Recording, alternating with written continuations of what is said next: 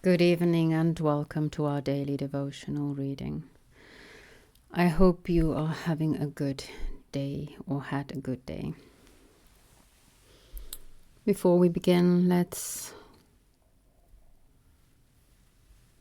sink in to the silence.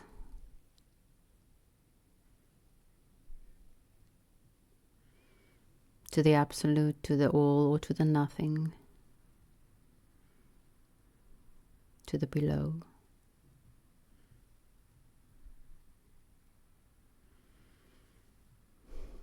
And look up, or in, or out. And listen to Plato.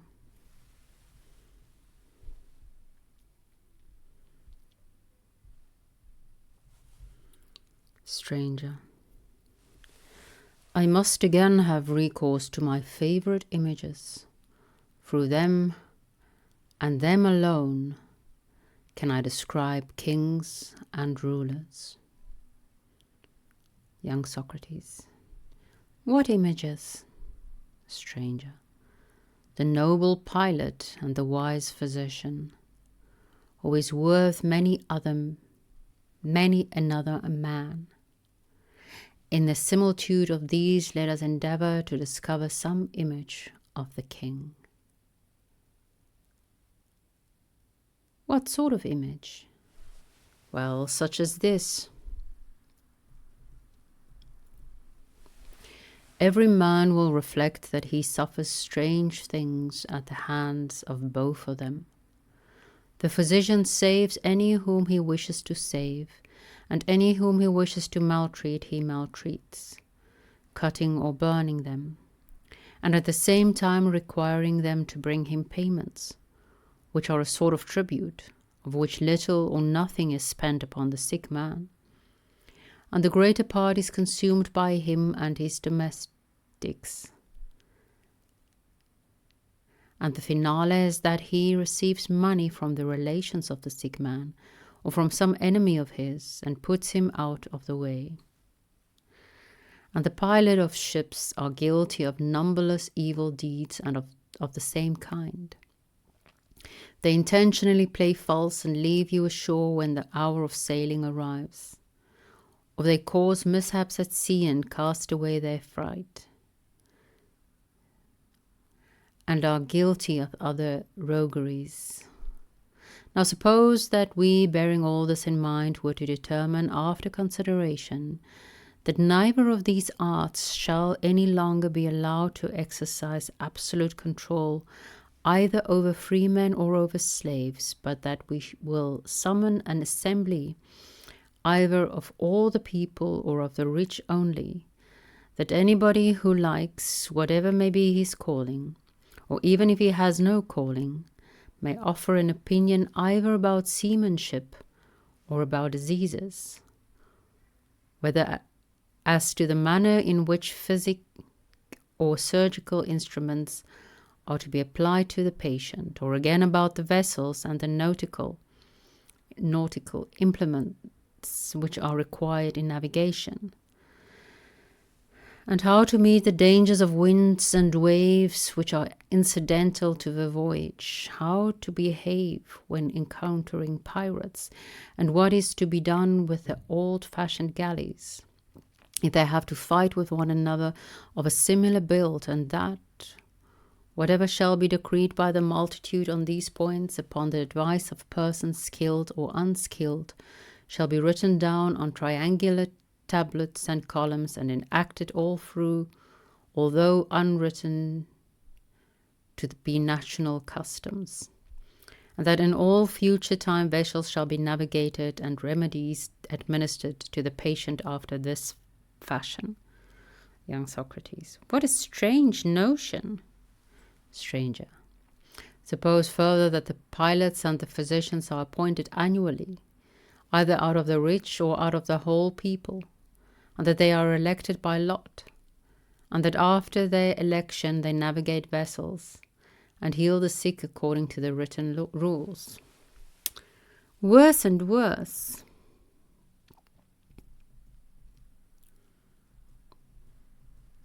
But hear what follows.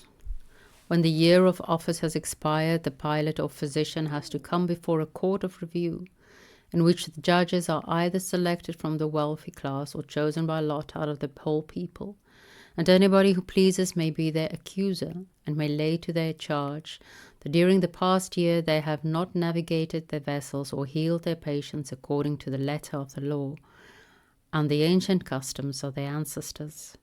And if either of them is condemned, some of the judges must fix what he is to suffer or pay. Young Socrates. He who is willing to take a command under such conditions deserves to suffer any penalty. Stranger. Yet once more we shall have to enact that if any one is detected inquiring into piloting and navigation, or into health and the true nature of medicine, or about the winds or other conditions of the atmosphere contrary to written rules, and has any ingenious notions about such matters, he is not to be called a pilot or physician, but a cloudy, prating sophist. Further, on the ground that he is a corrupter of the young, who would persuade them to follow the art of medicine or piloting in an unlawful manner, and to exercise an arbitrary rule over their patients or ships.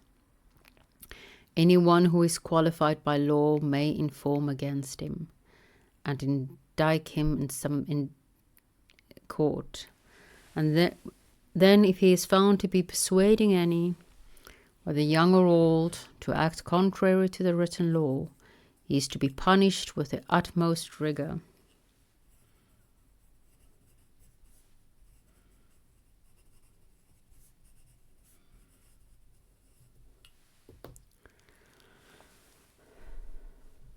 For no one should presume to be wiser than the laws. And as touching healing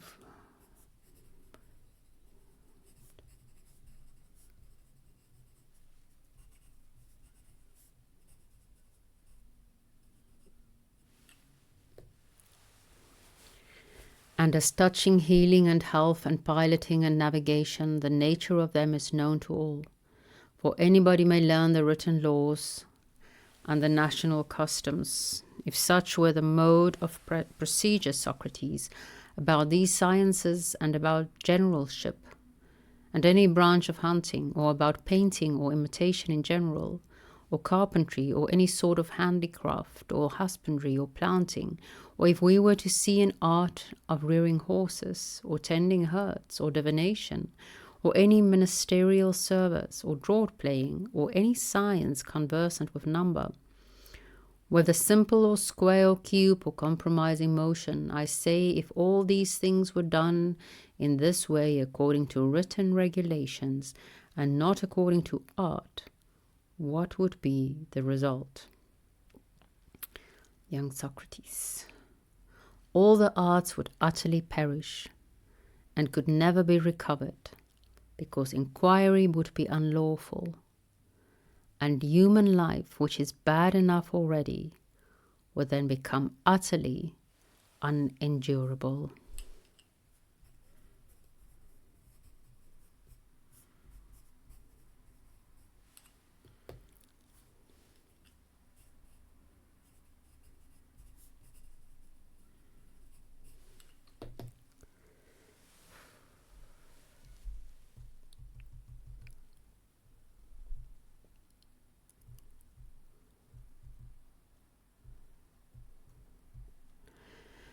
Stranger.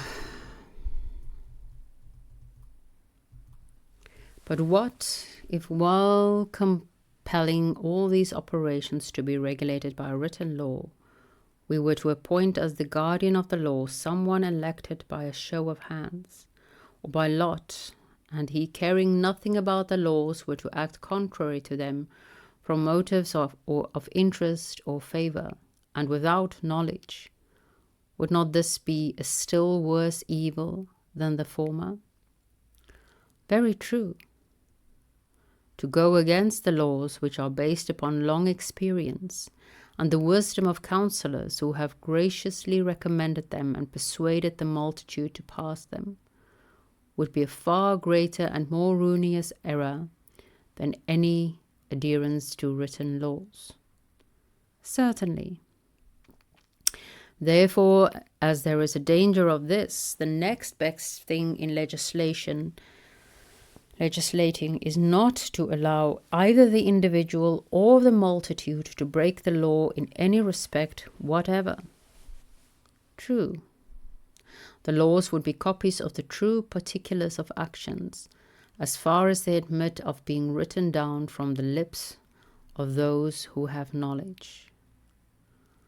Knowledge here is not knowledge, it's to know. It's the verb oida.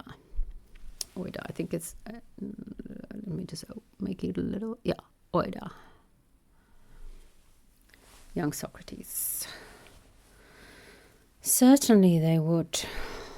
I'm just going to read the previous line again. The laws would be copies of the true particulars of action, as far as they admit of being written down from the lips of those who are in the know. Certainly they would.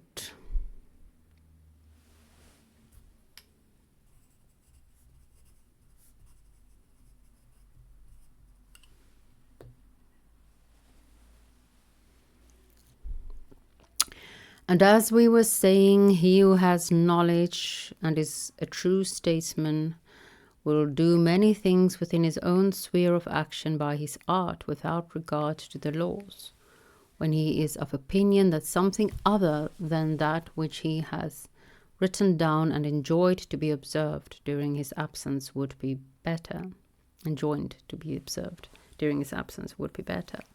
Yes, we said so.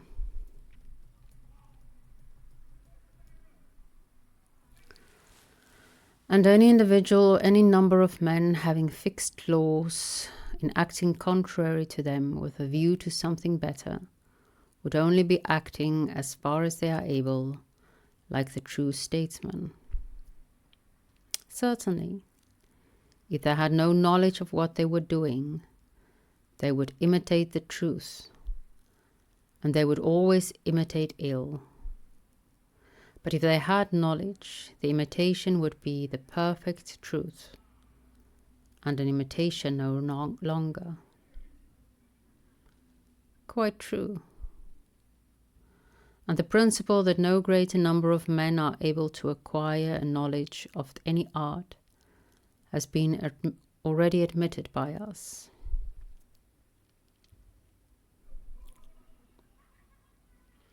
Yes, it has. Then the royal or political art, if there be such an art, will never be attained either by the wealthy or by the other mob. Impossible. Then the nearest approach which these lower forms of government can ever make to the true government of the one scientific ruler is to do nothing contrary to their own written laws and national customs. Very good. Then the rich imitate the true form, such a government. When the rich imitate the true form, such a government is called aristocracy. And when they are regardless of the laws, oligarchy. True. Or again, when an individual rules according to law in imitation of him who knows, we call him a king. And if he rules according to law, we give him the same name whether he rules with opinion or with knowledge. To be sure. Thus far our scripture of the evening.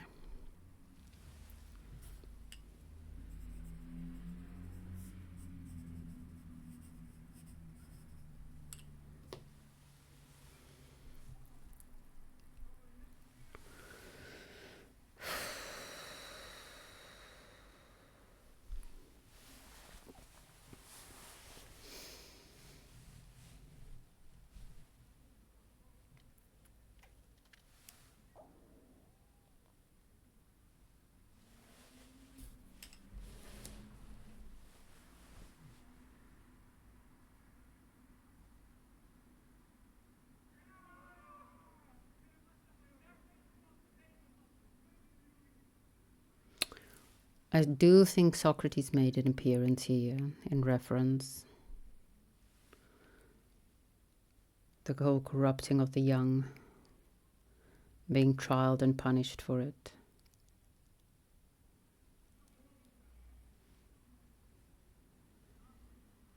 Did Socrates presume to be wiser than the laws?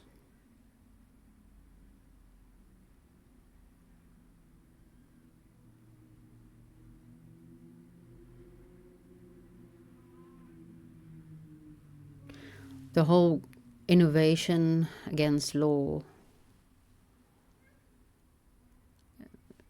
we're being shown both sides, and our both sides are not good. If there's only laws and no innovations, the art dies.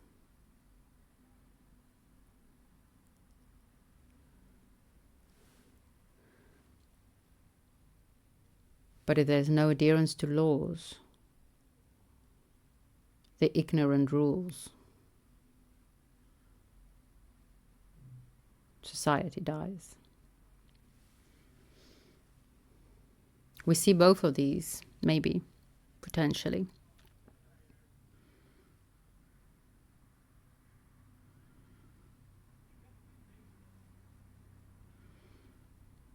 The current state of AI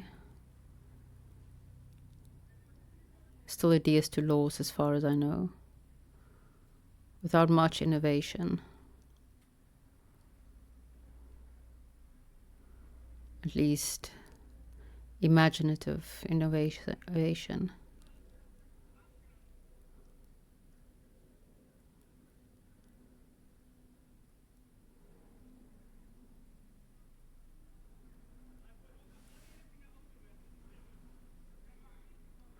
Although the chess playing bots, I don't know, have started to become quite innovative.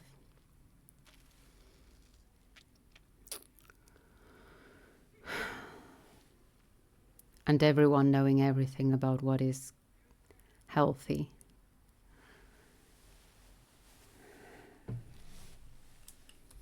We've seen the opinion, the rule of opinion over laws.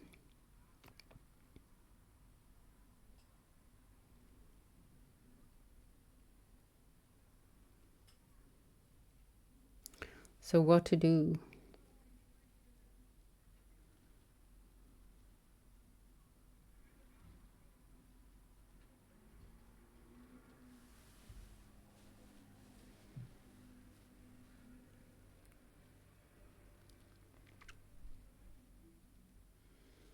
Increase your knowledge, increase our knowledge. Specialize. I think that is a Platonic suggestion.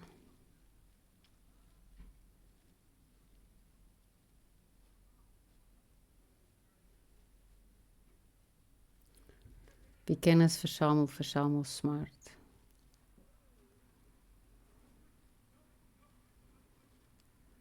You gathers knowledge, gathers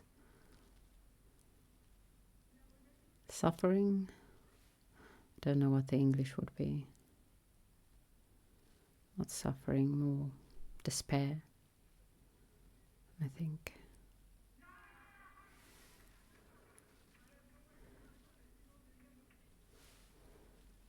It's King's Day, King's Night.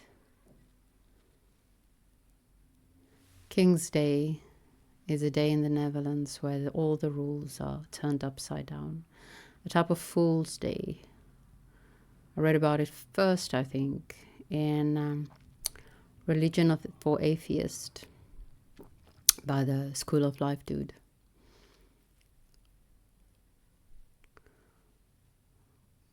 Where rules are suspended and a nation that is usually very, very adherent to the laws or not for one day.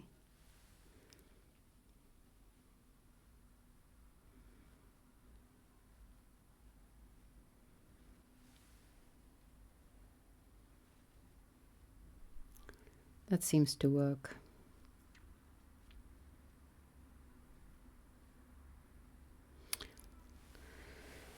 I don't really have much to say on this text.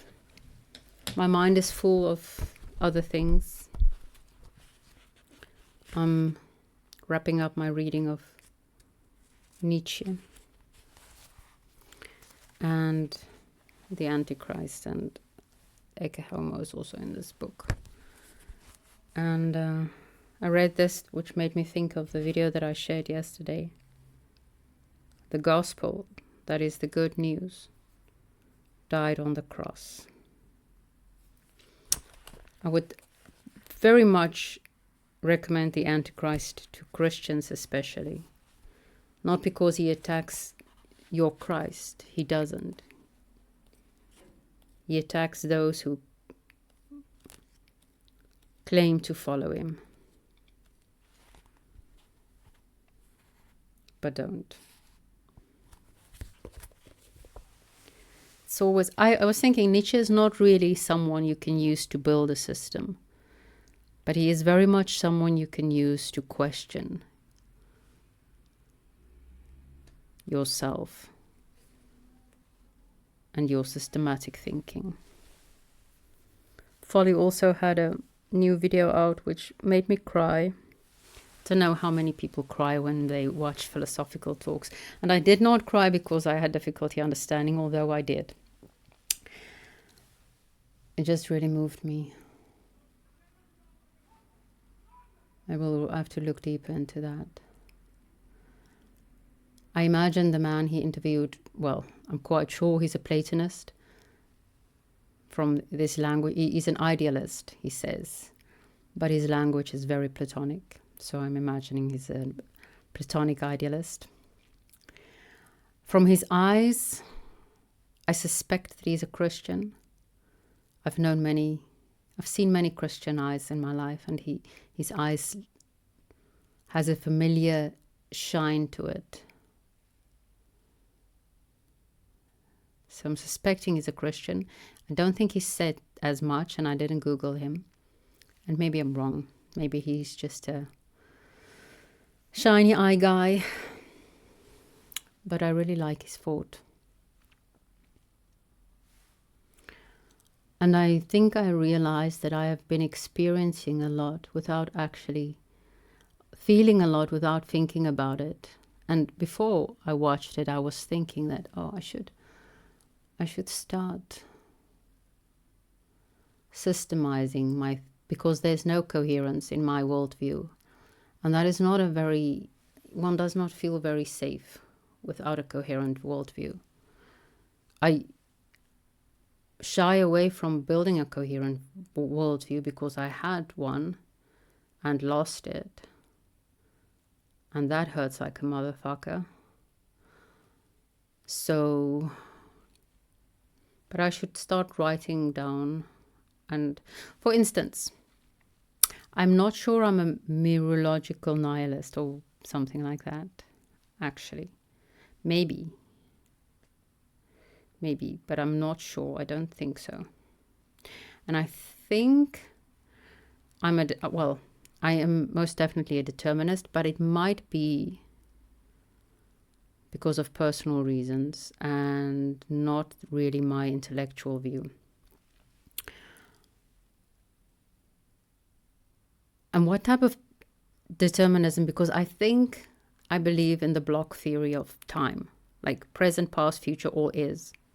Like, I don't even know if that is called a block theory, but in my mind it's like stacked on each other, and all are at once. And in that sense, it's like all is already. So that's how it's determined. Or I believe that time does not in fact exist. When I was in high school, I stopped wearing a watch because time does not exist.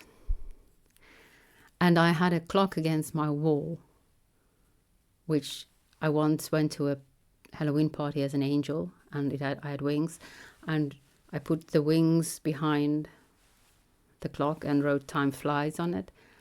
But then the clock just started moving anti-clockwise.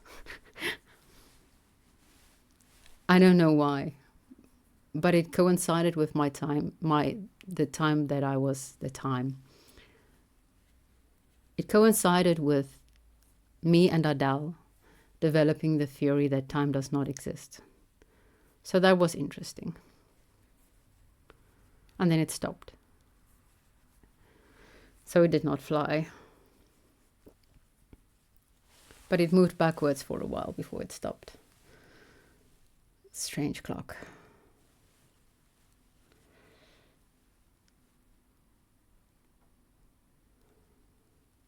So if anyone knows if I can be a determinist who does not believe in time, and how,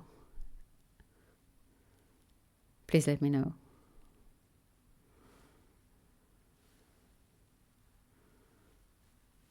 Because apparently I can't. But I'm not a causal, then I'm most definitely not a causal determinist. Maybe that's why I got confused when I was talking about how if everything was already fixed at the Big Bang, because maybe that's not what I think. It's fun.